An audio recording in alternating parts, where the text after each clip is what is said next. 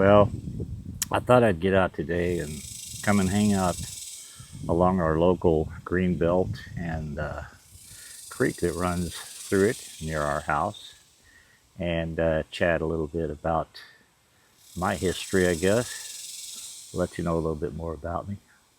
So let's get started. Yes, I'm actually an old hillbilly from the Ozarks in Missouri, and I think I'll label this video From the Hillbilly to the Modern World.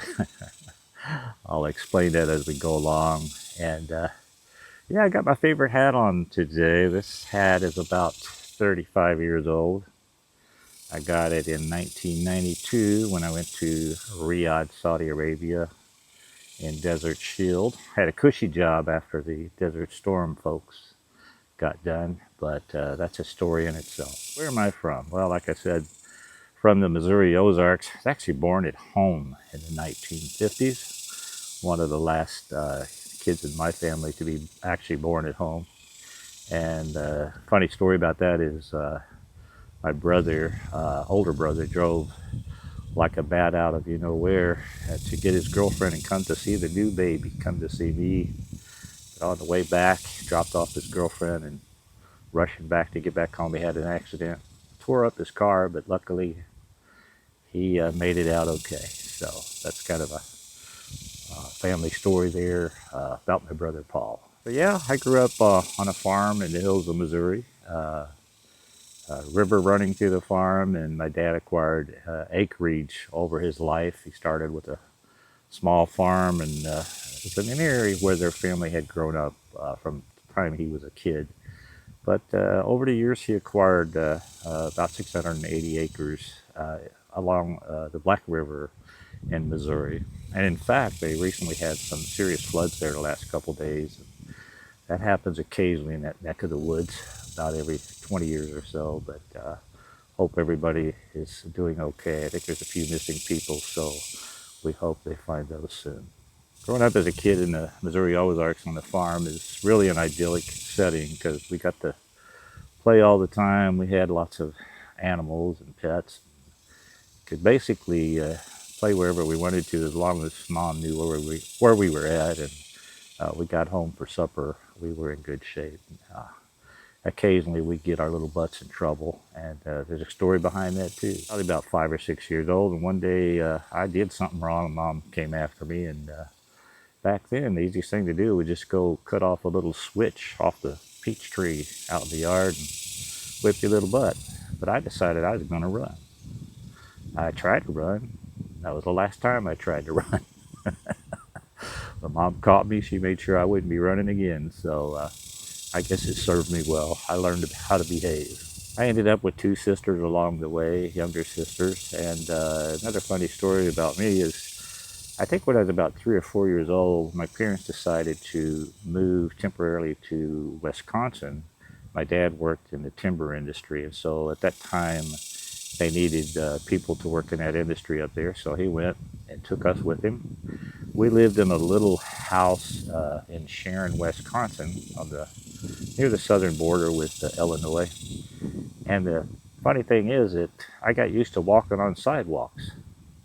So when we decided to move back after their stint there, I had a hard time working on the country ground, the pastures. I'd fall flat on my face. So apparently it took me a while to learn how to walk again.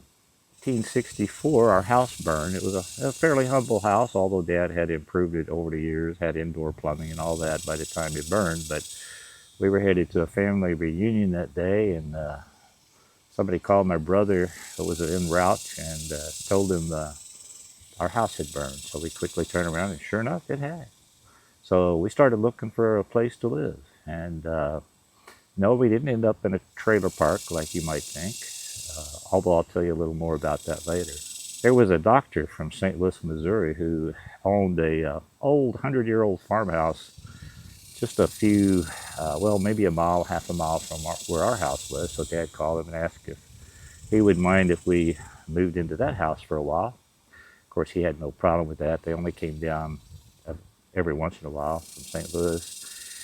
And as it turned out, he said, well, I think I'll sell that to you. So he sold that to my parents, and we moved in there permanently And it was a great old house, but it was a two-story, almost fully completed farmhouse, 100 years old.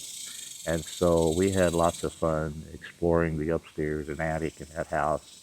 And of course, we had a well, but we had to do the old bucket method where you go out to the hand pump, put the water in the bucket, bring it back into the house, and that's what you use for drinking water. So we lived there for a few years until my dad built a new house right behind it, and then we had a much more comfortable place to live. But back there, you know, when somebody's house burns, all the friends and neighbors and local folks come and help you out, bring you clothes, food, and all kinds of stuff. So it's kind of a village helping everybody in the village. So I went to school in that small town school, graduated in 1973 there, and I was salutatorian. One of my good friends was valedictorian. She's one of my Facebook buddies today.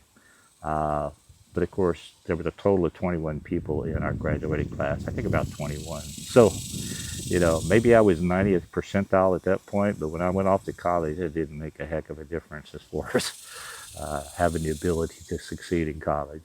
So after 2 years in college, I decided, well, basically I flunked out, to be honest with you. Didn't know how to study. Beer was too much fun, and wasted a lot of time there. But anyway, I learned a lot there, though, even though I did flunk out. But on about the last day of school there, I was walking down the sidewalk and walked past the Air Force recruiter's office and thought, well, ain't no jobs around right now, so let me go in and talk to him. So I went in, he said, well, you want to take a radio test? I said, sure, why not? So apparently I aced the radio test. He said, when do you want to start? I said, as soon as you'll have me. So I ended up in the Air Force in 1975. And actually, that turned out to be one of the best choices, wisest choices I've made in my life. It's a great career. I ended up in signals intelligence, communications, communication security, data processing, that type of work. Uh, Had really good assignments and spent a career in the Air Force.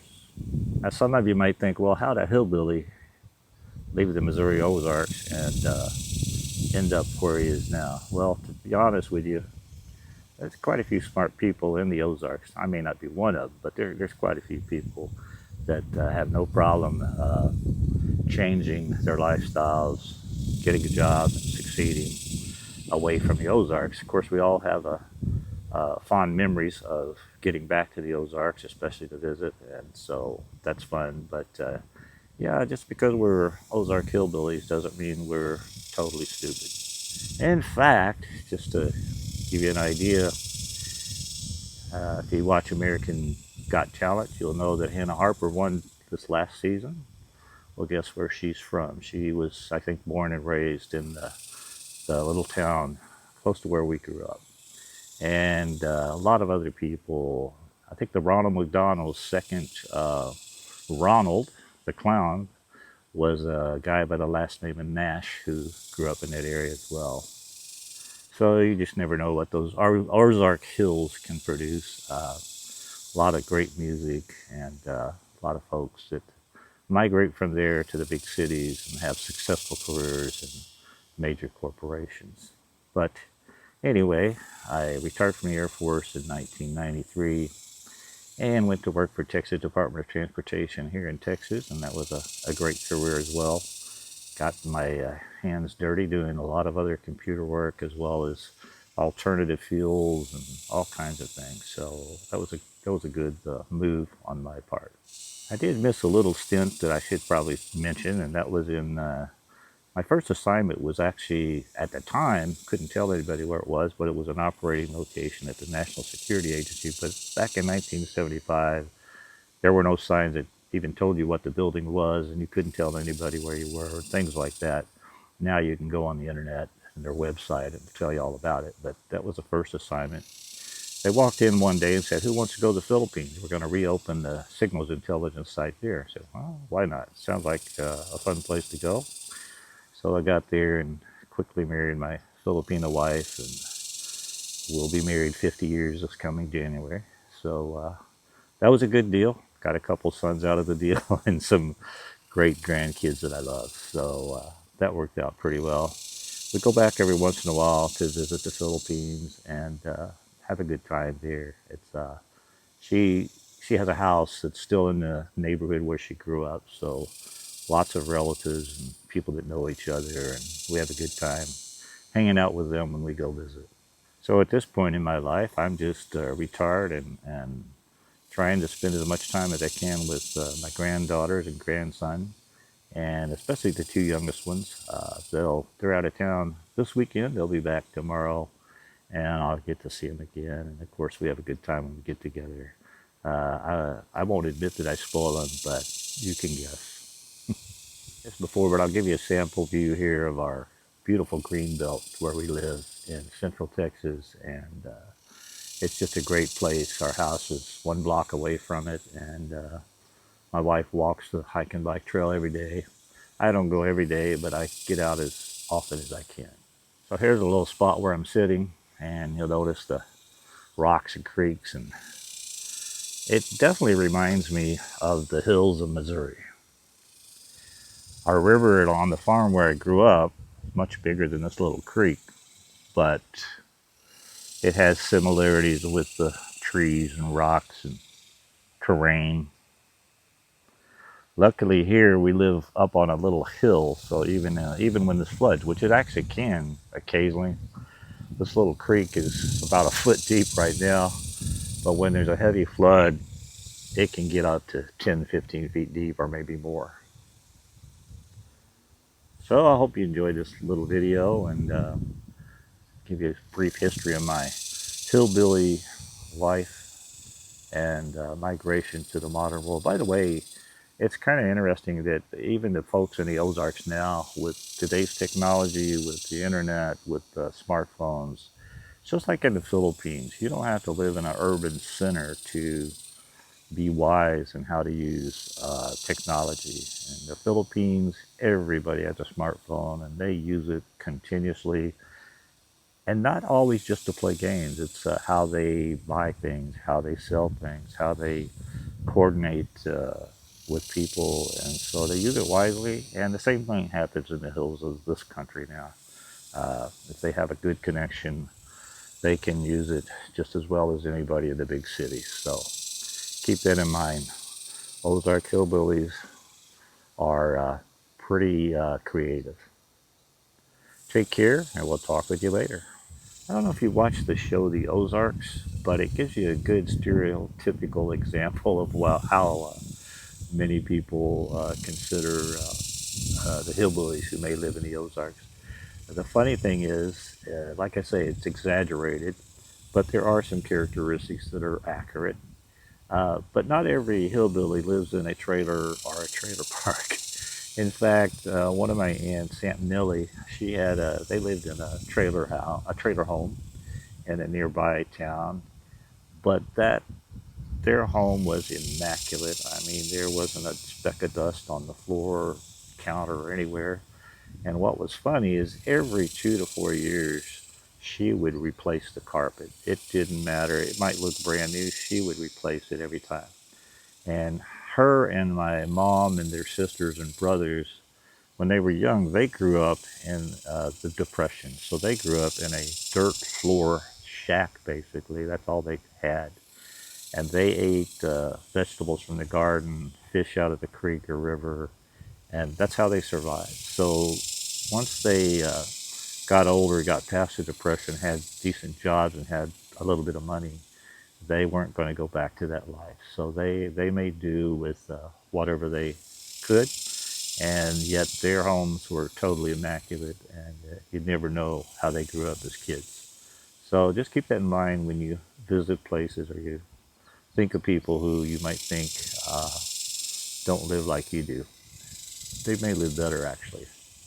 Hey, let me know if you have any comments, and I'll be happy to try to reply to them. If you have any ideas for me to chat with you about, I'd love to hear those, and can get more in depth on some of the stories of growing up in the Ozarks or travels around the world or military career or what have you. So let me know. Take care. Have a nice day.